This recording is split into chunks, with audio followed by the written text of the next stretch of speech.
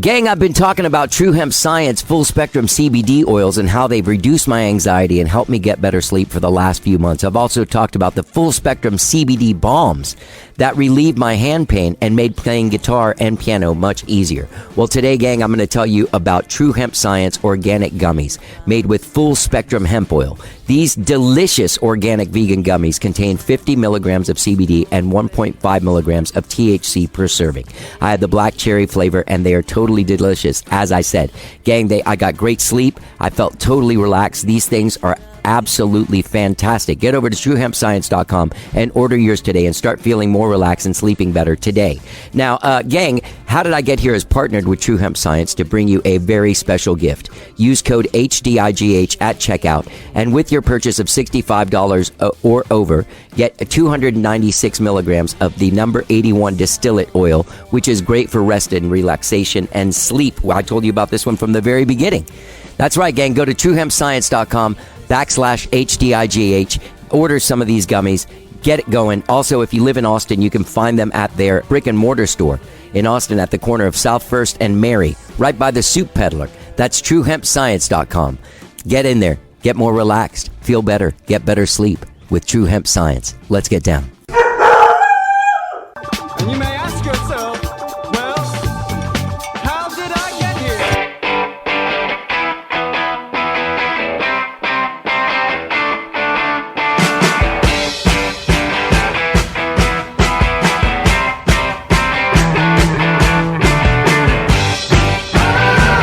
It's time for How Did I Get Here? And now here is your host, When we talked, All right. Hello, I'm Johnny. I'm your host. Welcome to the show. I hope you guys have all had a good week so far. Hope you enjoyed your freedom this weekend. Your freedom on Monday. Oh, Jesus. There was another mass shooting. I don't even know what to say anymore. It's fucked up. It sucks. I don't know what to say. It sucks. We don't know what to say. There's nothing left to say about those things. You know? Just leave it behind. What else is going on in my life? I'm starting to feel weird and old. You know, I told you guys for the last couple of months, I've been spending a lot of time at my grandma's with my 99-year-old grandmother and my 70-year-old aunt. You kind of get into this groove of like old people stuff. They got AARP magazines sitting around. I start looking at them. I start getting depressed because really, they sent me a bunch of stuff a few years ago and I just threw it all away because I was like, no. But I am at my house right now. Madam Radar is coming over here to do a podcast. You'll hear that in a couple weeks. I got a brand new album coming out pretty soon. It's a great album. Anyway, I'm anxiously awaiting 2 new pairs of readers that I ordered. So I'm very excited about it. I keep on checking my phone because I went to the USPS website, the Postal Service website, and signed up for an alert so they'll tell me when they get here so I don't miss a second of it so I can just run out and get them because I'm so excited to get readers. That's really sad, man. I'm very old now. I'm so old that I'm super excited. So far, the most exciting thing this week for me has been getting these readers in the mail. That and putting out 3 shows for you guys. Thank you for listening to the podcast. Hey, listen, gang, I want to encourage you to go and at least follow us on Facebook. If you're on Facebook, you can follow us at How Did I Get Here? Go to our page, like it right now. Go there, like it. Go there. If you're a Jake Lloyd fan, who's my guest today, great conversation. I'll talk about that in a minute. Go there and like that photo of me and Jake. Go there and look through. Check out all the different artists that have been on the show. Dude, we've had 1,181 episodes. Jesus, man, that's a lot, man. Get out there. Like these photos. Follow us. You can follow me on Instagram and Twitter. I'm at Johnny Gowdy. At Johnny Gowdy. JohnnyGoudie. Go do it right now. Go follow me right now. Stop what you're doing, except unless you're driving. If you're driving, do it later. Anyway, follow us, like our stuff. I need to get more engagement out there so that we can keep on attracting more great advertisers, like the fine people at True Hemp Science CBD products. Been trying that CBD? Go there, truehempscience.com/HDIGH. You'll get a free gift a free gift with your purchase of $65 or more. Gang, I have a great show for you today. Jake Lloyd is my guest on the show. Jake Lloyd plays a style of music like he's a hip-hop artist, but he's also like, it's all like a fusion of soul, R&B, hip-hop, and alt-rock. That's what it is. That's what he grew up on. He's got a great new single out called Cold Summer, which I think is my summer jam. I think I'm going to go as far as to say this is my summer jam. I haven't paid that much attention to summer jams this year. I haven't been as involved with going outside and being involved in summer because it's been 195,000 degrees outside. Anyway, Jake Lloyd, great song, Cold Summer. Check it out. Go to JakeLloydMusic.com for all of your Jake Lloyd needs. Gang, you can find Jake Lloyd playing on July 14th at the Long Center with Ghetto Gala. Great. We have a great conversation about his journey as a musician. Did I tell you guys he's the 2021 Black Fret winner? His single My Polar, which he did with the Song Confessional, my friend Walker Lucan's thing. I did a song with them as well. I can't remember what the song was called, and I can't even remember how it goes. But Jake's is fantastic. My Polar, great song. His collaborator is a guy named Danny Saldivar, also known as DS2. Fantastic music they make, man. His single, The Ghetto Gala, that he did with DZ Brown and Ghetto Gala, great music. Great records out there. He's got more music coming down the pike. His album Moonlit Mornings, which came out in 2019. I'm a big fan of that. Great record. Has my friend Will Knack playing a guitar solo on it. It's really great. Go to Jake Lloyd Music for all your Jake Lloyd needs. And also, I'll be talking a lot more about Jake Lloyd as the months come along. And I'll tell you why, but I can't say it yet because there hasn't been an announcement. So, I guess without further ado, please enjoy my conversation with the immensely talented, what a great guy too. Did I even mention that? I mean, he's such a cool fucking guy.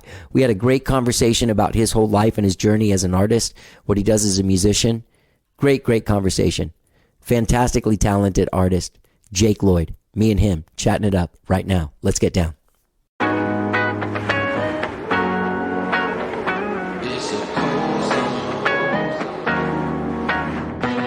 We rekindled a little, blended a little, didn't break down, we just bended a little. Didn't know how to act, I was ignorant a little. I would drop everything like the bounce on the dribble, to be right back in your arms. I will pull all the fire alarms, to be right back in your arms. I will eat all the charms out the lucky, I will hit all the Dallas out the Dougie, I will eat all the turf out the rugby. I wanted to jump right into this and not have too much small talk because there's a lot of stuff I want to say. For sure. I'm sorry that I missed your show at the Quackenbushes down there. Not a problem, I was man. just coming back from Houston came back from Houston the next day. But Anar said it was just incredible. Like, Man. he called me afterwards and was just like, this dude and his fucking band and what. It's tough because with and I know, I mean, your music does cross all genres. You sing, you do hip hop, but a lot of times when hip hop guys have a band, mm-hmm. they take away sort of the cool electronic element, and it kind of genericizes their sound. For sure. Yeah.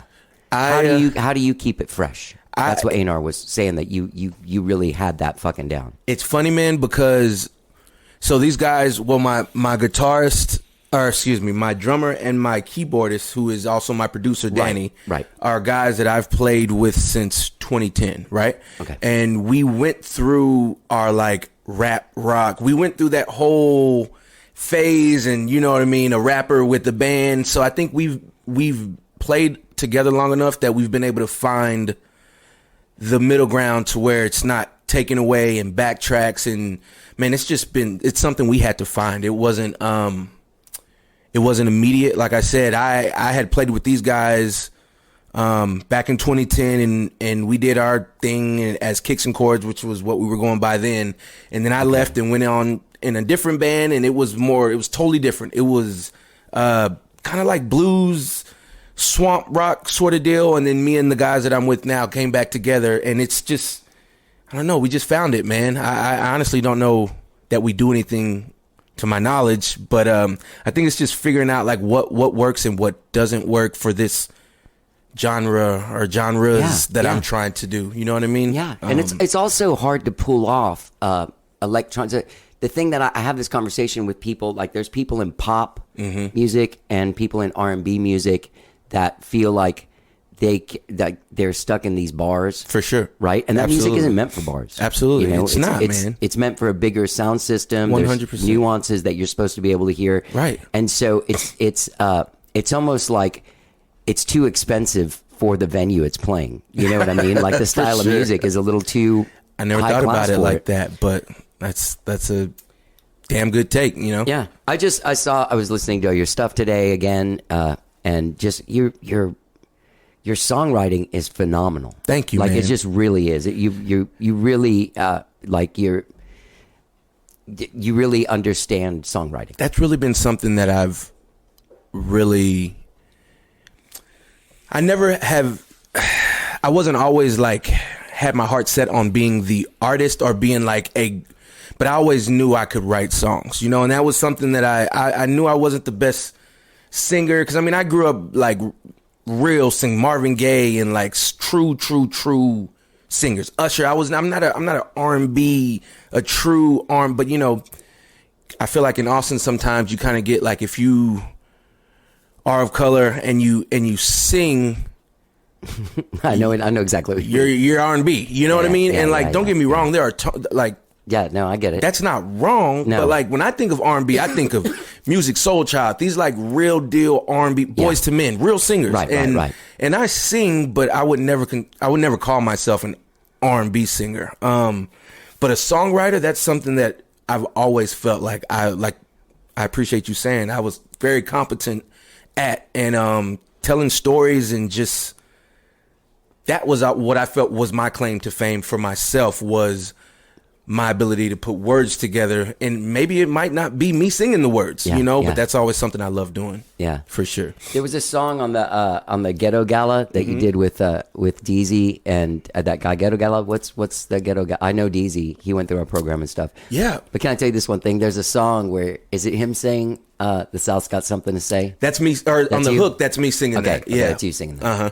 Because he has a song where he says that too. Yeah. The song that we Man, did with him. so it's funny. I was like, that he guy's- might have that might have been like a shout out to, who knows, man. DZ he's a great songwriter too. Great but, songwriter, man. yeah. Dude is genius, and that's kind of why me and him came together, and it just clicked, you know.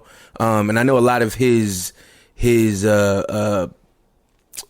song topics are like of Southern essence, and you know, we grew up listening to Ghetto Gala was a play off of Ghetto Boys, so like the Ghetto Boys and all those Southern Outcasts, stuff we grew up listening to, and he, you know, his music has a heavy Southern and screw and all that stuff, Yeah. the Houston roots. So man, we just kind of wanted to go with that, and just Ghetto Gala is supposed to be like it's supposed to be a contradiction. It's like it's ghetto, but it's also like a high class gala, you know. So it's the subtle contradictions, and that just make it work, and that's kind of what we wanted to play off. So Yeah. That record's great. thank you, man. Yeah. It was fun to make. It sounds like it was. It was fun to make. Yeah. It really was. Yeah. So. The other thing is Cold Summer, man. Jesus Christ, what a smash. Thank that you, thing man. is fucking awesome, dude. It's funny because, man, we recorded that song at the very top of 2020. Actually, I want to With say all the optimism. Man, it might even have been like the end of 2019, somewhere in that realm.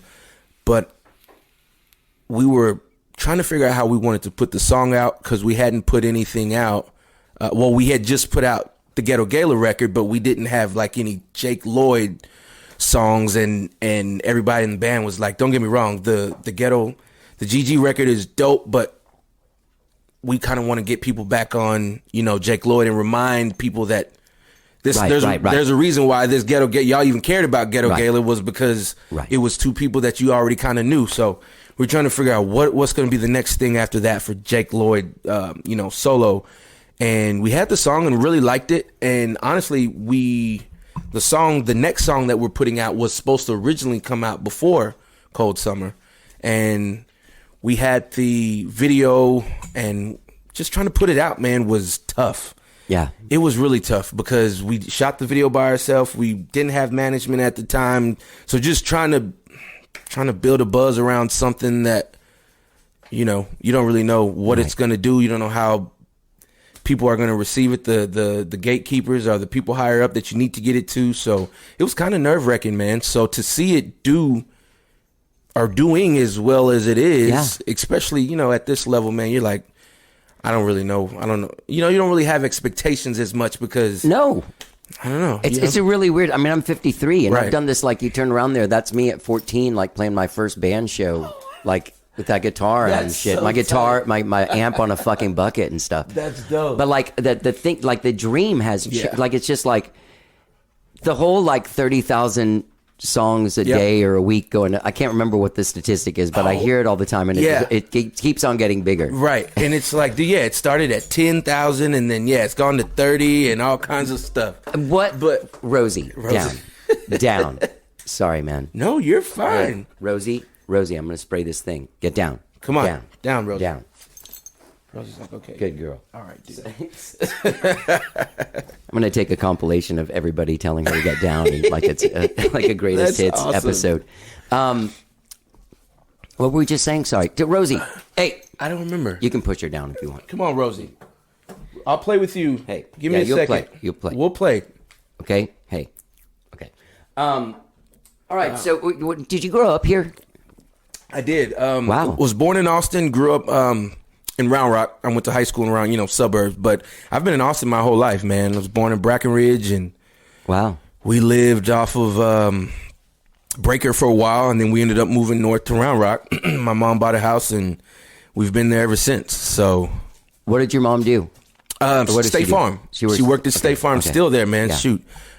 She's been at State Farm literally my entire life. In the Jollyville location Sure. up north. So, man, we've been here, rooted, me and my brother, and my dad lives in Pflugerville. So, been here the whole time, man. What how did you discover music? Like when did you make the connection? Like, oh, I can do this. So it's a family thing, man. Damn, Rosie. My grandmother played in the church. Okay. And my dad sang, and my grandfather sang. But I feel like when I really discovered I wanted to do music was just riding around with my dad. My dad's a big music buff. He would always put on the like old Motown and because he grew up in that era. Temptations was the first band that I actually heard while I was like, wow, the harmonies, and he's a ex-musician or wannabe musician too, so he's listening to stuff that the average you just put on a record and it's just music, like everybody loves music, but not everybody loves music. And my dad was one of those people that kind of was my first introduction into like the nuance and the real love, man. Like we would be riding and he would hear a part that he liked and he'd rewind it 100 times. Yeah. And me and my brother would be in the car like that. Okay, man, and now I do it to my kids. Like I'll hear something and I'm like, y'all hear that? And I'll rewind it, and it's just, How many kids do you have? Two, Awesome. a boy and a girl, man. How old are they? Prince just turned 6 and Lorelai just turned 8. So they're 2 years apart. And they are, if I'm not at work or doing music, it's, with What do you them. do for work? I work at Grav Labs. I work in a warehouse distribution. So Okay.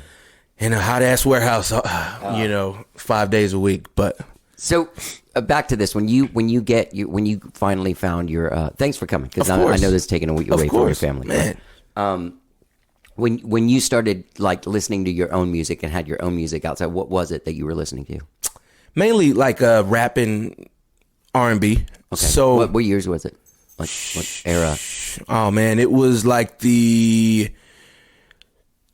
so I got put on like of course Snoop and Dre and all that stuff as a kid. Like that was the rap that my parents would listen to. But when I started like finding my own, it was like the early 2000s. So like Nelly had just come out. Nelly was my favorite rapper. He was like the Saint Lunatics. I wanted to be like the sixth member of the Saint and all those guys, and Ludacris and that era, you know what I mean? That was kind of post Busta. 50 Cent, I mean, even Busta Rhymes too. Like that was still new enough to where that was the stuff I was listening to, man. Dude, I forget about him, and then every once in a while, I'll come across and I'll be like, God, I forgot like how he was a monster, Crazy. man. The dude was a genius, and still is, but that time, it's weird because when I think of that era of rap, I see it as a Hype Williams video, Absolutely. those overblown out with the super bright colors. Hype Williams, man, that's a name I haven't heard in a long time. Well, it was just like if you weren't in that zone, I don't know what you were doing. Right. Yeah.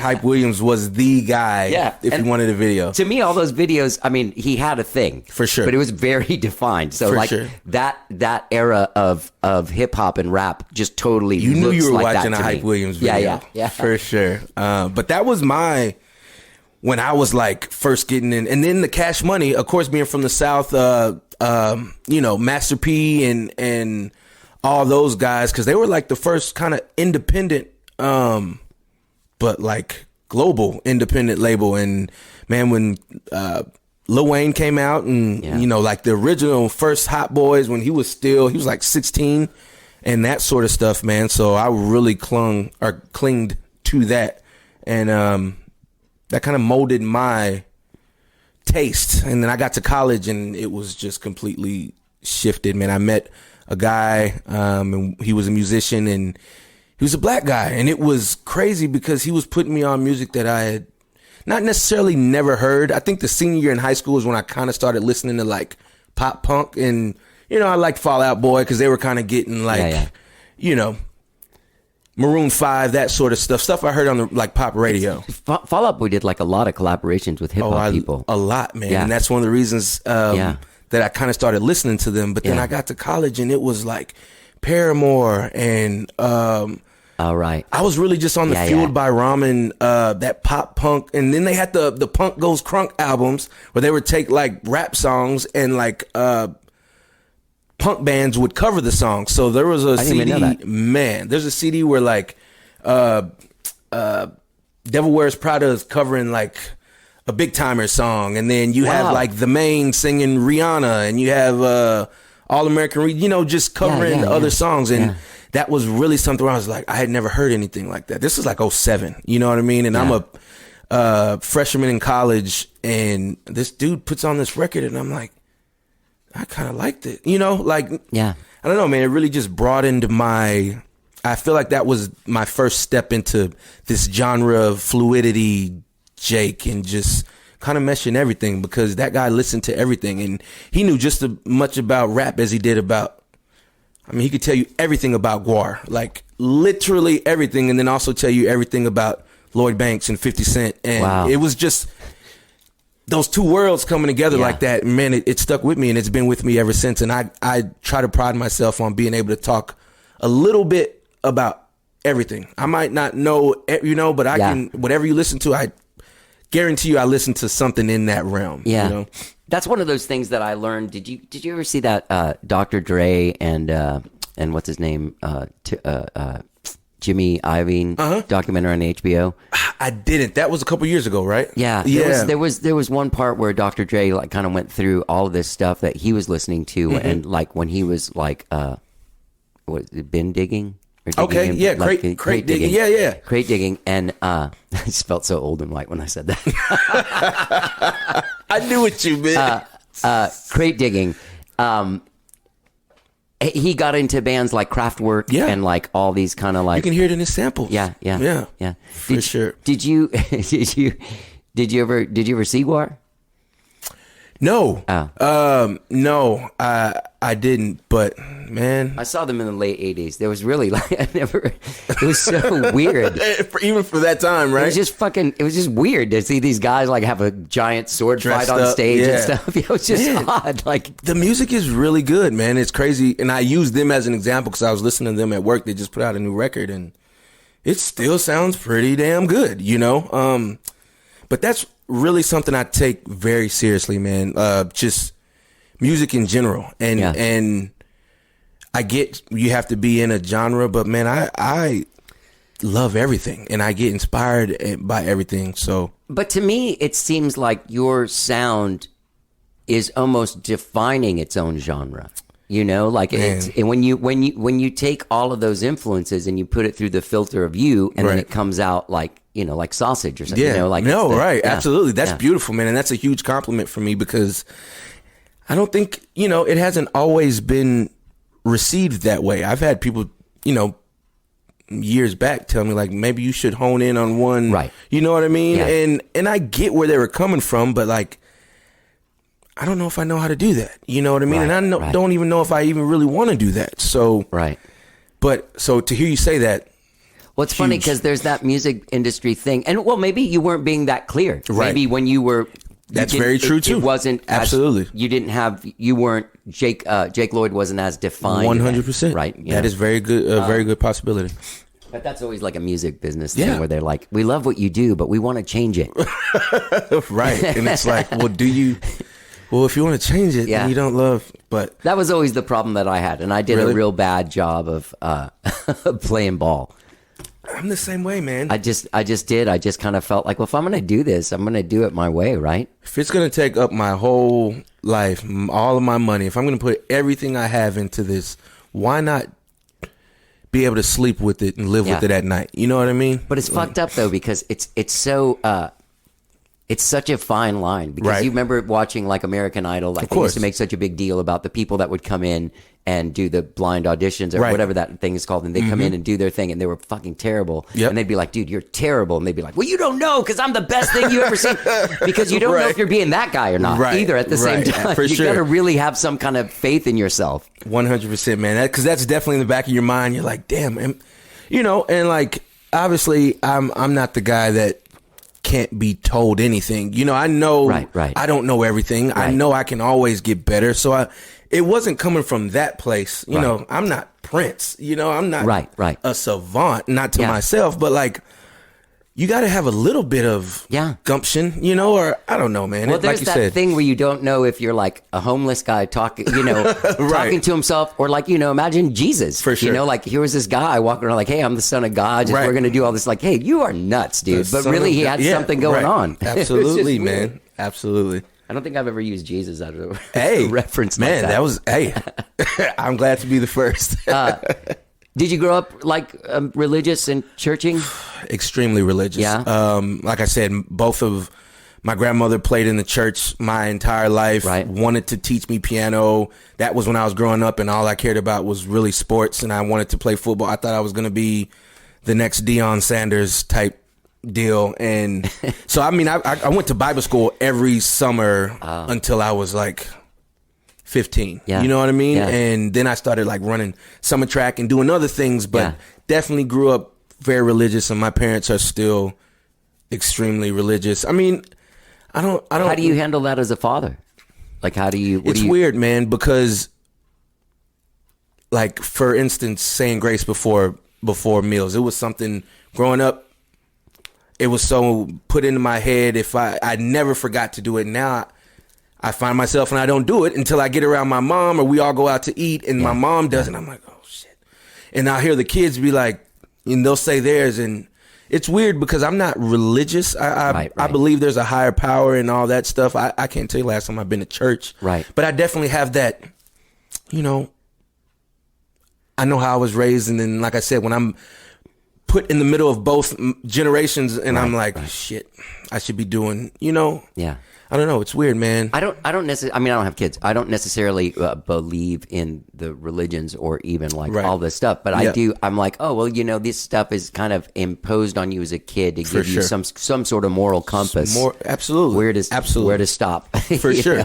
And I'm all about that, man. I'm about and that's why I think people say spiritual more than religious, because everybody can find some, something to take from the religion, but it's more spiritual. Like you said, the moral compass and just being a decent person. That is what religion should be about. Yeah. But there's a lot of shit that turns people off about that shit. So people are like, Well, it's like some of the meanest, most heartless, Facts. self-involved into a power and money people are Christians, and there's no meek shall inherit the earth. Right. Like not to be political, but there's this thing where like you see these people saying like these crazy people saying that like Donald Trump was the president that brought God into the White House, and you're like, Dude, that guy is the least Christian. Like, I mean, look, just on, like, I'm not saying anything good or bad, but there's nothing Christian about being that boastful about your billions or millions or, I have a gold toilet. Like, Jesus wouldn't have been your friend. I was going to say, you might want to skim through that Bible, and refresh. But yeah, dude, I've been seeing that line about Donald Trump bringing into the White House a lot for the last couple weeks. And I'm like, I'm not a super political guy. I'm not one of those guys that's like, I shut everything off. Because, I mean, I'm not ignorant to this stuff. But it's tough to sort of like, man, you know what I mean? And keep up and be in the... And not be disheartened and like not want to just curl into a ball and just we're all... And I don't feel great getting behind anybody really wholeheartedly because, I mean... they're all from pumping into the same, Yeah. And really machine. Sort of the only guy that has kind of proven himself to not be just a scumbag. Yeah. On some level was Obama. Like, that's the only guy that wasn't like a total... Man, and people still were pissed off about it because the whole Hawaii or, the Africa thing. And it's just like... Well, that was Donald Trump too. He was the guy that started that birther movement. The smear campaign. Come on, man. Like... And I'm not saying that, I mean, he's still a politician, so I get that. Sure, like, there are still things that, but like you said, on a personal level, man, he just seemed like the most guy, like not even the black thing, just the most guy like me. Yeah, exactly, you know what I'm saying? Exactly. Like, the most human of all just of them. the most human guy, for sure. Yeah.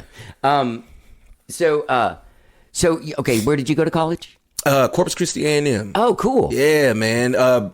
Both of my mom and dad are from Corpus, and 95% of my family still lives there. So I figured, why not? Be home away from home, basically. Like I said, I've been going to Corpus. That's where Bible school and all that was. Both sides of my grandparents lived there. So I was like, I'm going to go to college, but I'm really going to be, basically still at home. Yeah. Meals and aunts and uncles and all kinds of stuff. So were you doing music at that point? Man. So... This is 2007. I graduated high school, Stony Point High School. And I had been doing like, kind of like mixtape. I didn't have a name on the scene, but I mean, there really wasn't even, there was a scene, but like. Mixtape, you were rapping over stuff that you were just doing it on your own? Just rapping, you know what I mean? Still recording at home, over original tracks, but I had never done a show. I had never performed live, anything like not even close.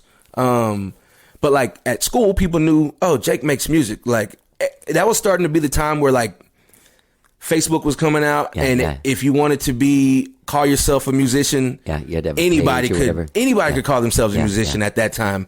But people knew Jake was like, there was a couple other people, including with myself, that was like, okay, these guys are doing it for real. They're not just at home, rapping in the closet, which I was absolutely doing. But I guess... But you're trying to get somewhere. Somewhere. And then I go to college, and honestly, man, I kind of just went cold. I wasn't really focused on music at all. What'd you go to school for? So originally I went for communications, and then... what the hell is communications? Is that like a PR or media or what is it? I don't even know. I didn't do any classes for that major. So I was there for a year and I was just getting like basics in, right? And then I think they made me choose something. And so I was like communications because I don't know. I want to be a musician. I knew that music was still something I wanted to do, but I didn't know what to take classes in. So I spent a year as a communications major, and then the next year I'm like, bro, I don't even know. I don't know what that is. I'm not going to, if I'm going to be here, I don't want to waste no time. So I changed it, and I was going to have music be my major, right? Because why not? So they put me in like music theory, right? And I'm like, okay, this is dope. This is what my grandmother was trying to get me to do all those years. I'm just finally do it. Man, I get in there, and I am blown away at how hard music theory is. Yeah, it's like fucking complicated math. Dude, it's just, so they put me in these like, I had to take a choir course, and just like none of the type of music that in my brain, I'm like, oh yeah, I'm going to be a music major. Right. So I'm singing, and it's not even that there's any, I love classical music, but when I go in, I guess I don't assume that I'm going to be doing any of that stuff. So they have me in that and in music theory, and I'm just, I guess, shell shocked, man. And it was too hard. I only did 2 years in college, didn't graduate, but I was blown away at the music majors and music theory. And I guess technically the first show I did was in college. I had to do, we did, I guess, what is that, a recital where it was me and the rest of the choir. Yeah. Dude, that's probably the most nervous I've ever been. And I do shows now in front of more people, and it was just being in that get up. Yeah. On that, Did you have to wear like a gown? We were in like a gown, like the. I mean, it wasn't anything embarrassing, but it was just like the lights and I'm giving a fucking performance, like theater. Yeah. If I had to do a play right now, I'd probably be more nervous than put me on Blues on the Green, 100,000s. Of, you know what I mean? Right. Like, I don't know. Like, I'm comfortable with my abilities. Yeah. I know what I can do here. I don't know. I don't know anything about this world. You know, so. Did you do one of those, the Blues on the Green that was filmed last year? No. I've never done Blues on the Green. I think Sam Houston, Jackie. It was Jackie's show. It was it was Jackie's show, and then she had Sam Houston in another act. I can't remember. I in the summer of 2020, do you know James Robinson, the singer? I sure do. James and I are we're real close friends. That's dope. He's dope. Oh, he is super good. I got to meet him with Black Fret. Yeah. I don't know if we can say those names or. Oh yeah. But that's how I met James, and dude, just blown away by how dope the guy is. Colin and why am I drawing a blank on his name from Black Fret? Colin and Matt. Matt. Yeah. They've been on the show. Okay. Lots of times. I just didn't. I have their, like, whenever they have events and stuff, I'll have an artist that's doing it to promote the event or whatever. He's and dope. Congratulations, you got a Black Fret last year. I did, man, and it was crazy, and it was, I know they say don't seek validation, but when you feel like it's good to get it. It's good to get it, man. It was awesome and something I'd wanted for a while, so it was really cool. So thank you. This too, shit. The AMF as well. There's no way. There's no way. What we do that we're not seeking validation. Like, I know it's wrong too. Right. And some people overseek it for sure, but. There's no way that's not what we're doing. We're musicians and we're sensitive about our shit, and we want it to be accepted, or why would we be doing it? Exactly. You know? Exactly. So in the summer of 2020, like about a week after the George Floyd murder, James called me and he was like, "Hey, this would be a really good time for you to learn." Oh yeah. About like what's really difficult in the Austin music industry, Man. like using it as a microcosm for what was going on in the rest of the country, right? And so he basically booked my show for a couple of months and like reached out to like lobbyists and like actors and just everybody in the African American community that he could to sort of bring on the show and have like these pretty heavy, because that was, I was just talking about it with someone else today. Like that summer was fucking intense, I feel like dude. Jesus Christ. So much. Like, I heard somebody say in an interview, they were like, after George Floyd died, it wasn't like these were new topics. Not at all. But it was something about that particular. Everyone was home. It was and able to really like do something. Like, I spent a couple of months reading books and watching documentaries, and you know what I mean? Man, I had never, not in my lifetime, had I seen like the whole world. It felt like, just be like, oh shit. Maybe what they, or I don't know, but it felt like an aha kind of a moment. Yeah. His death was tragic and senseless and awful, but it was a heroic. Man. What came in the wake of that were conversations that we were never able to have. So what I was going to ask is, everybody, Jackie was a very heavy conversation. At that, she was so outspoken and like she stood up and basically told the Austin music industry that can blacklist you if they want, to just be like, hey, get your shit together and do it now. Right. And I'm not going to play your shit unless you do. And that was just like, wow. It's giving me goosebumps now. It shows, what a powerful artist. It shows her stature in Austin, and not even just Austin, dude. If you got to have a little bit of a reach beyond Austin to talk to people in Austin like that. You know? Yeah. The thing that I had with her, and this is a gross analogy, but I know that she enjoyed it when I told her, is that like when she showed how big her dick was to those people, like everyone was like, "Whoa, sorry, man." Yeah. Whoa, excuse me. You know what, Jackie? You are right. Yeah. But no, man, that was big dick energy for sure, and from a black woman, you know, a woman of color, and dude, she's dope. That's dope for her. Fuck how good she is as a musician, which is she's great. Yeah. But like to take a stand like that, especially, you know. And so confidently. I know that wasn't easy to do. No, because there were not. there were a couple of days where she was like, "Oh shit." I'd be glued to my phone, like waiting for the reaction. So yeah, I would be just thinking about posting something like that, or, you know, it takes a lot of fucking balls, man. No question. So what I was going to ask you is I mean, you've been in this scene for quite a few years, and now, do you feel like it moved the needle in the music, like the community that we deal with? Yeah. What, since 2020 or just? Yeah, since summer of 2020. Do you see more diversity in show lineups at places and like? I do. Yeah, I do, man. 2020 was a pivotal year for everyone, obviously, but for me personally as well. And on my musical journey too. I feel like 2020 was the year, when I kind of became more of a household name in Austin. It was. And I had just gotten out of a management situation, and I was kind of doing things on my own, because I'm the type of person, if something's going to go wrong, I want it to be because of me. And if nobody can do more for me than me, that's kind of like shit. I live by those words. Nobody is going to do more for you than you. Yeah. And I don't want to blame nothing on nobody. You know, I'm not saying that, I didn't want management, but I just knew it wasn't the right fit. It wasn't right. So I was going to coast on my own for a little bit. And man, we had put out a record, the Lloyd Pack and Crossroading, and which was the first song I'd ever gotten on the regular rotation on KUTX. And that was something that I was a list for me, because I didn't want to just be on the breaks, which I love. Confucius and Fresh, those guys are people that have the whole reason I'm even known by those people up there is because of these guys. But I didn't want to be put in that R&B rap box. I wanted something on the regular shit.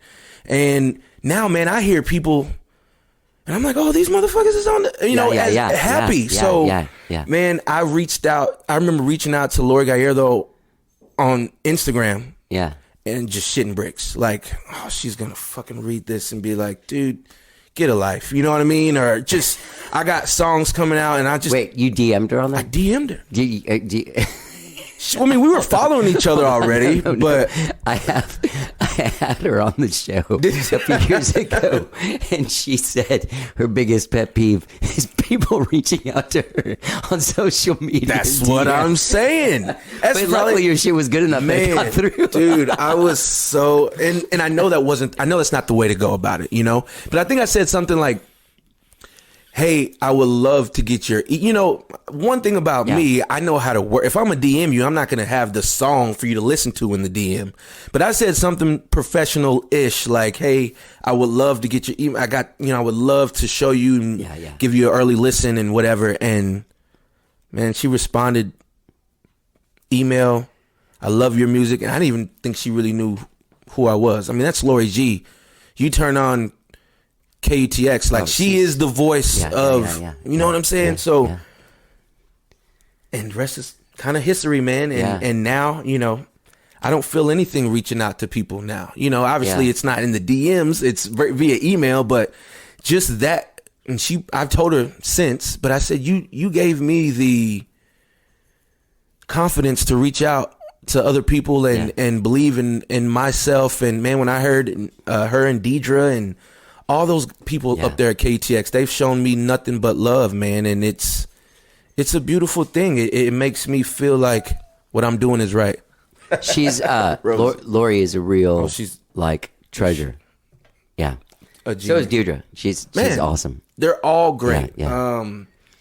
And they treat me like the second coming, and just love my music and well, it's because you're great too. I mean, that's what really is the thing that it's beautiful, man. You can have as many followers or as many likes or whatever, but if your shit's not worth listening to, then and usually when your stuff is, hey, cool out. Come on, Rosie. She wants to go for a WALK. I don't blame her. You have about 10 minutes. Okay. She's looking like you. You on the clock. Yeah. Lay down, girl. So you do think the needle has moved? Then I do, man. And there's been progress has been made, because that was the part that was worrying. I was worried about I started feeling like, look at me, I'm getting all caught up in this, but in a few months, I can't spend this much time on racism because it doesn't. I need to work on other stuff too. Right. And I feel like I get it. Like I didn't understand. There's that thing that happens. I mean, I'm Cuban. I'm Hispanic. Both of my parents were born in Cuba, but you can't tell when you look at me. You know what I mean? Yeah. So, I mean, I speak Spanish and all that stuff. So my relationship with racism is super different than most of my people. I was born in the States. I look like this. I play music that sounds like white dudes. And, I've never, but I'm not racist. And that was kind of my stance always before 2020 was well, I'm not doing anything, I'm not the guy stopping anything from, I'm with you guys. Right. But there wasn't the whole I didn't understand, I was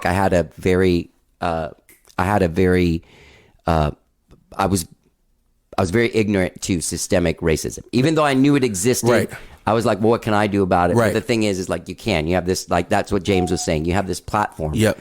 And people, listen to you. Whether You've been doing this show for, almost 10 years at that point.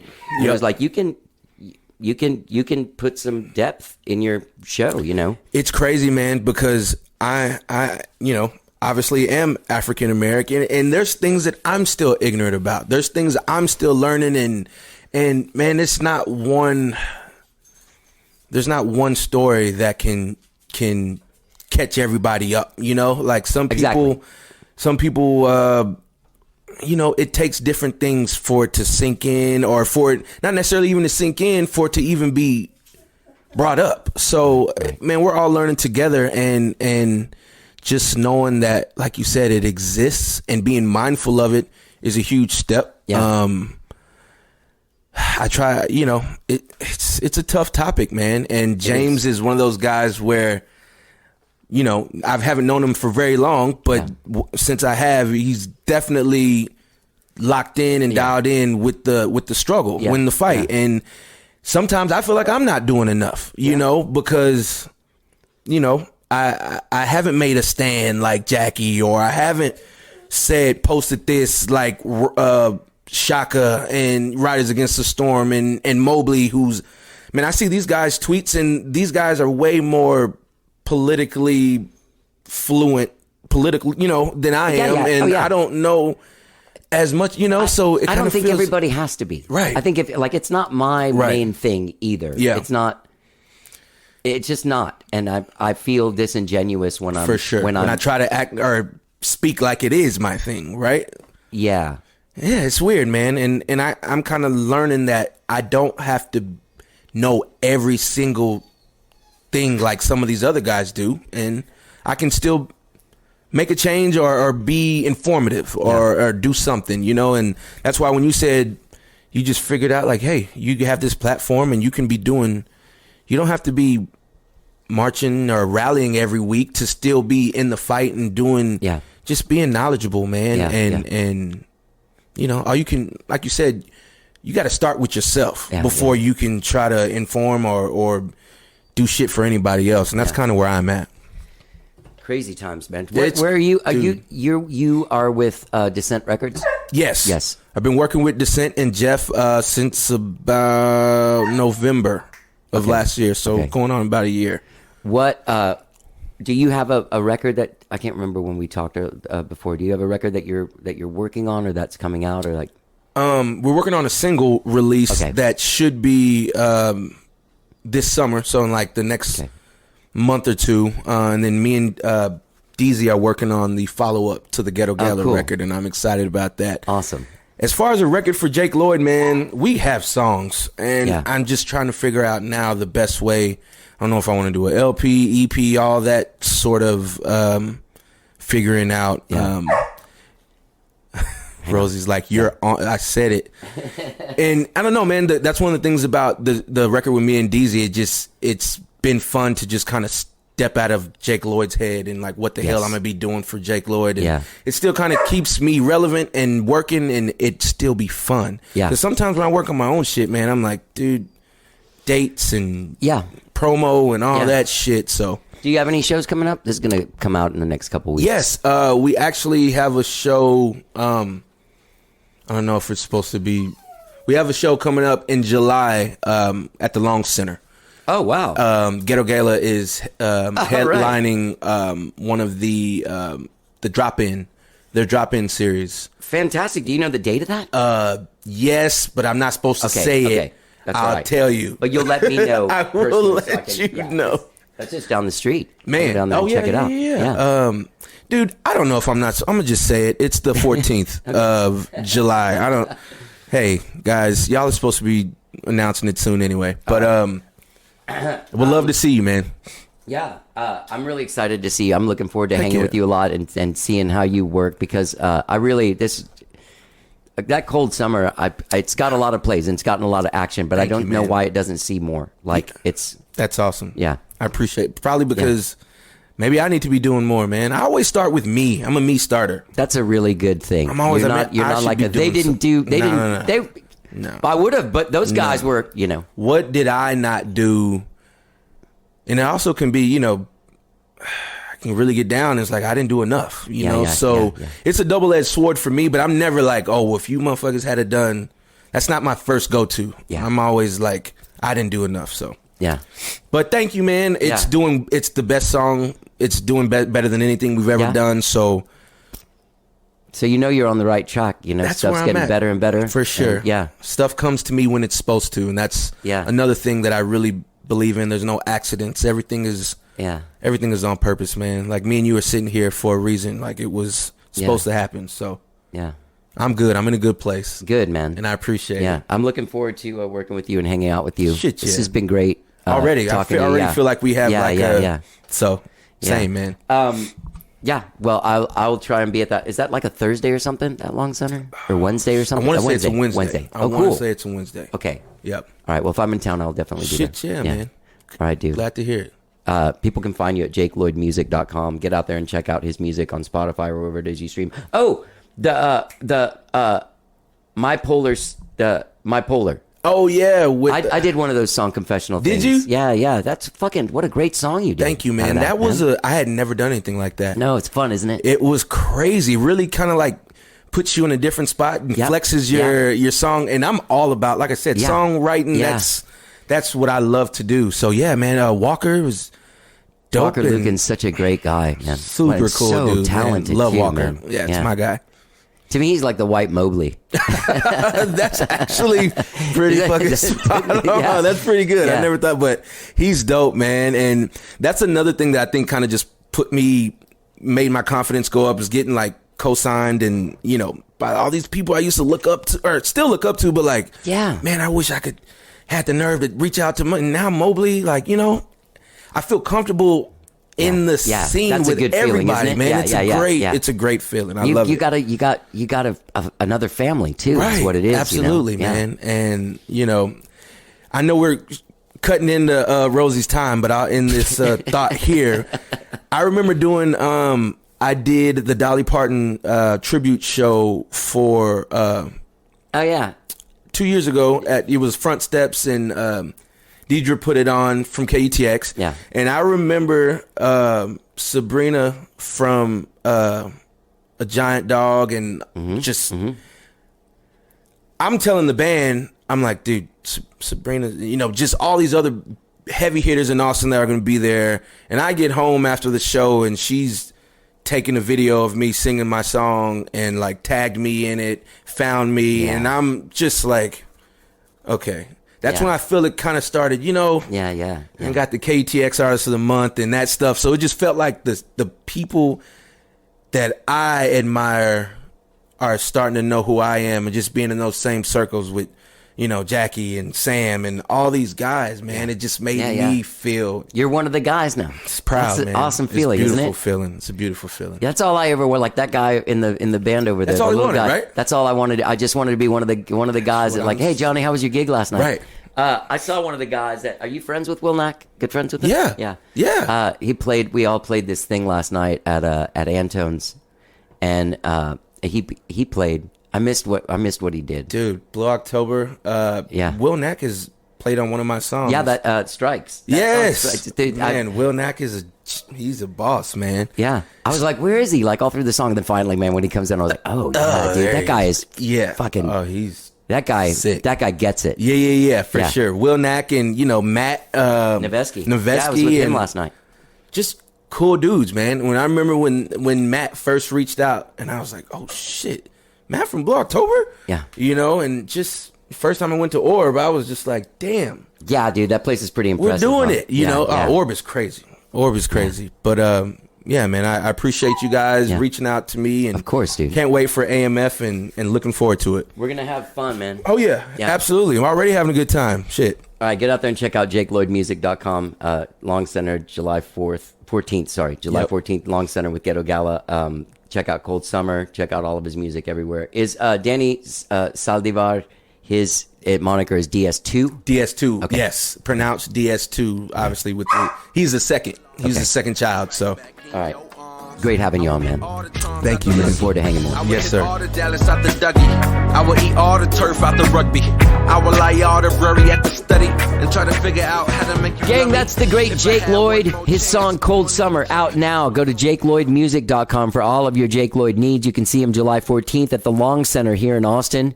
Go out there and check out his Spotify, man. There's a lot of great music going on up there. Also, he's got a Bandcamp. So go to his Bandcamp. Go to JakeLloydMusic.com. Find out where he's going. Find out what he's doing. Stalk him. And gang, as I said before, don't forget to get involved with this podcast. If you are on Facebook, which I know some of you are not, but those of you that are, you can follow us at How Did I Get Here. If you're not on Facebook, if you're on Twitter and Instagram, you can follow me at Johnny Gowdy. Okay? You get updates all the time, photos, whatever. You'll get updates all the time. Whatever social media shit, you'll get to do it. You'll get to see pictures of Rosie, all that kind of stuff. And hey, gang, don't forget when you're checking out JakeLloydMusic.com and all of his fantastic songs like Cold Summer and The Ghetto Gala, you can subscribe to this podcast wherever it is that you find podcasts. Follow us, subscribe. New shows all the time, usually Tuesdays and Fridays. But this week, 3 shows, Monday, Wednesday, and Friday. All right? Here's the rest of Cold Summer by Jake Lloyd. JakeLloydMusic.com. Go out there and get involved. All right? You'll hear my conversation with The Fragile tomorrow on Friday. Have a great week. Let's get down.